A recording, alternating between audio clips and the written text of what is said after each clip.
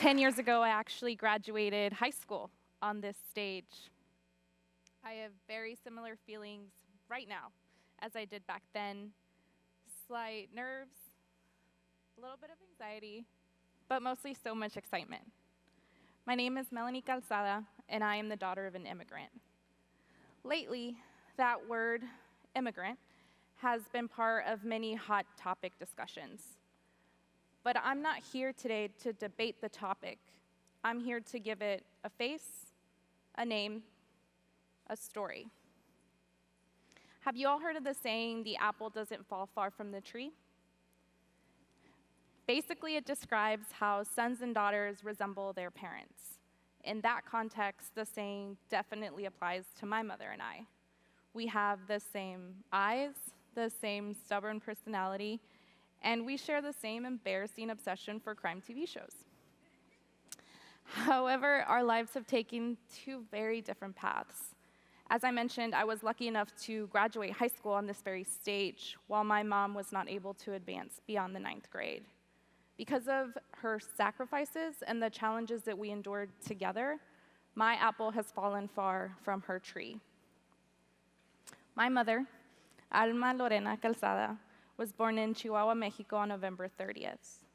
One of 8 kids, she grew up in Mexico with aspirations to become a nurse. Unfortunately, as a child, she endured a very serious accident, and due to the injuries she sustained, was diagnosed with epilepsy at the age of 4 years old. As a result, she was unable to reach her aspirations of becoming a nurse. As a young woman, she came to the United States and began a livelihood by cleaning houses. In 1990, I came into her life. From that day forward, she promised herself that she wanted something different for me, a life filled with education and opportunity. Before I was old enough to stay at home by myself, I would go to work with my mom. For example, during the summers or any time I was sick. Lucky for me, the houses she worked in were beautiful homes with kids' rooms filled with games and toys for me to play in. I spent so much time in these houses, watching my mom work tirelessly. You see, cleaning houses was not the career choice that she dreamed of having as a little girl, but she embraced that livelihood because she knew it would ensure the life she wanted for her little girl. Whenever I was waiting for my mom to finish cleaning the houses, I would sometimes wander around and look at all the family photos. I admit it, I was kind of nosy. And they would have the typical Christmas, Easter, birthday photos, right? But the pictures that really grabbed my attention were the ones I didn't quite recognize. What I now know are graduation photos. Everyone looked so happy and so excited. The parents in these photos were beaming with joy and with pride for their kids. I loved these photos, specifically, even though I knew no one in the pictures. All I knew was that I longed for one of my own with my mother. My mom lived with epileptic seizures for about 30 years before she had brain surgery in 2001. She always warned me to not get too close to her because she couldn't control the body spasms and she could possibly hurt those around her. I dreaded seeing my mom in that state. I remember feeling pretty useless and afraid every single time. But growing up this way pushed me to be brave on the outside, no matter what I was feeling on the inside. For some time after the surgery, my mother struggled with depression and suicidal thoughts. It's not easy seeing a loved one in pain, especially to that degree. But witnessing those dark moments and seeing her come back a stronger person is something I would never trade for anything. She always told me that I was the reason why she fought so hard to come back. That one statement has stayed with me my whole life and has pushed me to never give up. I have to be honest, I wasn't always so proud of my roots. As a young teenager, I was frustrated, but by the perceived shortcomings of my mom. I was embarrassed that she hadn't graduated high school, by her broken English. I was sick and tired of my endless role as a translator. I admit this because I believe it is a sentiment felt by children of immigrants when we're young, but one that does not last forever. I have one vivid memory of feeling overwhelmingly disappointed that my mom was academically uneducated. Being one of the first to apply for college in my family, I initially did not know how the financial aid process worked. Seeking help from what we thought was a reliable resource, my mother and I ended up falling for a scam that claimed to help fill out applications for financial aid for an obscene amount of money. Not knowing and not realizing that FAFSA provides free service to applicants, my mother and I were taken advantage of. I remember her feeling so ashamed that we didn't know any better. We didn't tell anyone that we fell for this scam.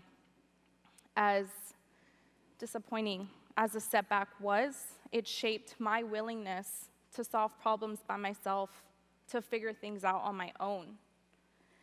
I didn't realize until I was preparing to speak to you all that this experience impacted me not only as a young teenager, but also as an adult. It influenced my decision to become a big brother, big sister mentor. I promised myself that I would not let anyone take advantage of my mom and I, or anybody like us, and I strive to keep this promise through my commitment to my mentor, to my mentee. It took me some time, too much time, I must admit, but as I continued applying for college, I realized that my frustrations and my embarrassments towards my mom were completely unfounded and self-interested.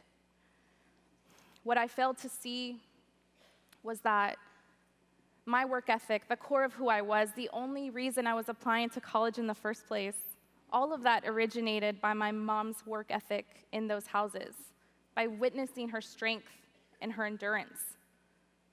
I am the apple and she is the tree. Her roots gave me the foundation to grow and to fall from her tree, but are also what keeps us connected, no matter how far I go. When I decided to pursue a master's degree, I was asked why by many members in my family. The purpose of a graduate degree was not necessarily understood. You see, none of the apples in our family tree had strayed that far before. But because of the self-resiliency, the bravery, and the confidence that I inherited from my mother, I felt I could forge a new path for myself. On May 19th of this year, I walked the stage as a graduate of SMU. Every time I walk across a new stage, my mom looks just as proud, maybe even more so than those parents did in those photos I would obsess over. But what she doesn't realize, and what took me some time to appreciate, is that the only reason that I am collecting caps and gowns is because of her traits and her principles, ones I try so hard to preserve for myself. I encourage everyone to learn more about your family tree, especially children of immigrants. Remind yourself that your measurable achievements are all due to their immeasurable sacrifices. The challenges that we go through as children of immigrants, the embarrassment, the frustration, the impatience at your perceived family's shortcomings, while overwhelming and seemingly unfair at the time, absolutely shape who we are for the better. We are all an extension of our parents, but we also have the capability to build upon our story and make it our own. So it appears that the apple in the tree saying does not always hold true, does it? The apple can fall far from the tree, sometimes very far. And that's perfectly okay. Thank you.